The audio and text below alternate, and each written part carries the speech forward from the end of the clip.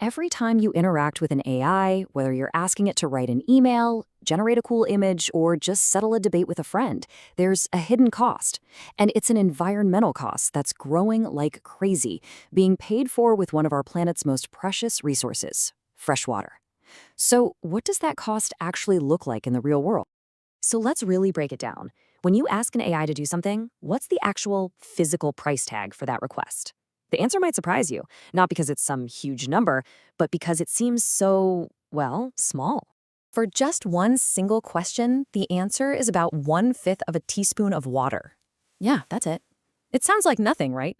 Totally insignificant. But that's where we get tricked by the scale of it all. Because when you multiply that tiny amount by billions and billions of queries every single day, the numbers become absolutely staggering. In 2023 alone, AI data centers in the US guzzled an estimated 17 billion gallons of fresh water. We're not talking about a few servers humming in a basement anymore. This is an industry whose thirst is becoming completely unquenchable. And this brings us to a huge problem, something we're calling the terrestrial bottleneck. We are barreling towards a crisis of water, a crisis of energy, and frankly, a crisis of justice. All of it driven by the physical limits of building this AI infrastructure right here on Earth. This right here is the heart of the issue. The data centers on the ground, these are the supercomputers that power our AI, they are hitting a physical wall.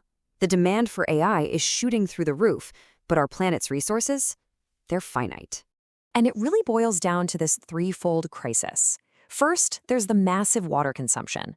We're talking about draining ancient aquifers and stressing out local ecosystems, often in places that are already dealing with drought. Second, these facilities are putting a massive strain on our energy grids. And third, they take up huge amounts of land, literally paving over what could be farms or natural habitats for these gigantic server farms. And the direction we're headed in is, well, it's alarming. We're not just talking about today. Projections show that by 2028, that number is expected to jump to 68 billion gallons of water a year in the US alone. That's a 300% increase in just 5 years. The problem is accelerating, not slowing down. And it's not just about water. Get this. By 2030, data centers could be eating up a whopping 13% of all electricity used in the entire United States. This creates this nasty, vicious cycle. The more power we demand, the more water we need to cool the power plants, which just drains our resources even faster. So, what's the answer? A crisis like this calls for a truly radical vision. It's about a shift in how we think, moving from land back to sky back. This whole idea is just perfectly summed up by Jason Carter, the founder of Star Nations. His vision basically challenges this fundamental assumption that all our technological progress has to come at the expense of our planet. And this is where the vision completely changes the game. For thousands of years, the bison was everything for indigenous peoples. It provided for their survival. In the 21st century, the most critical resource is data and compute. Star Nations is saying that indigenous sovereignty should extend into orbit, reclaiming ownership of the future's most important infrastructure by shifting our focus from the land to the sky. Okay, so what are the actual real-world benefits of this orbital advantage? Why exactly does all this computing power belong in space?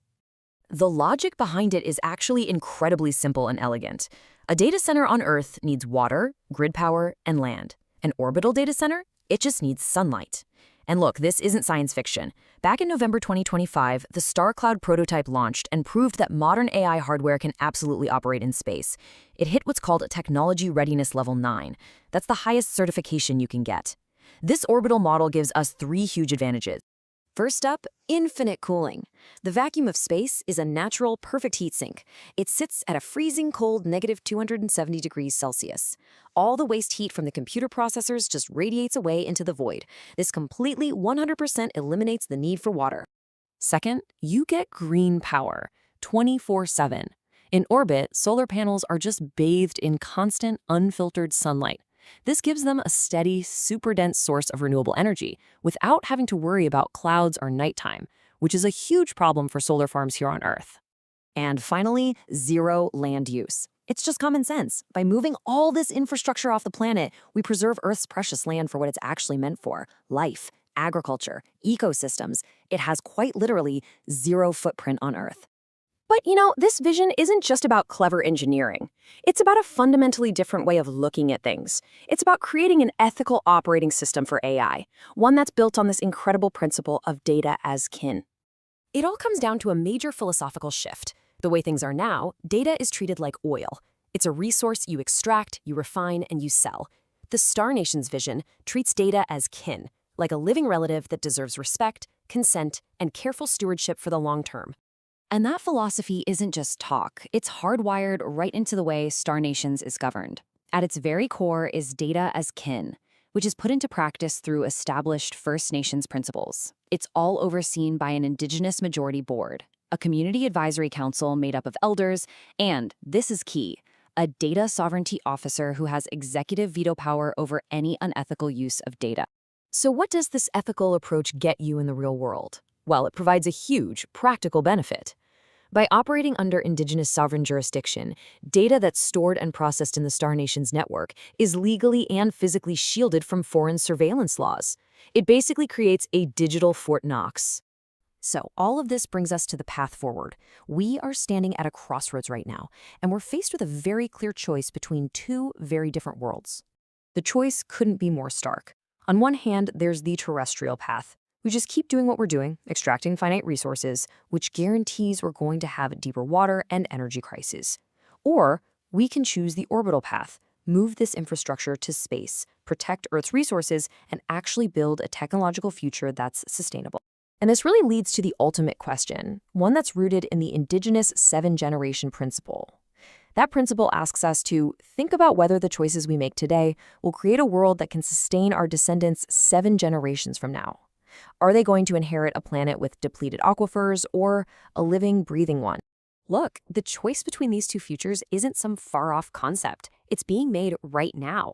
If you want to learn more about this incredible Indigenous-led movement, find potential opportunities for partnership or investment, and support their ESG mission, you should definitely visit their YouTube channel at the link you see on your screen.